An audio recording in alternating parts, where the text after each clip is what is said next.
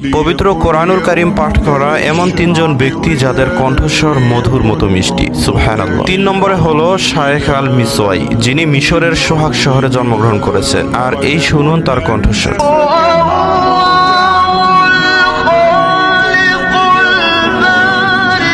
দ্বিতীয় নম্বরে হলো মোহাম্মদ খলিল আল হুসাইরি, তিনি 1917 সালে মিশরের কায়রোতে জন্মগ্রহণ করেন। আর এটি হলো তার কণ্ঠস্বর।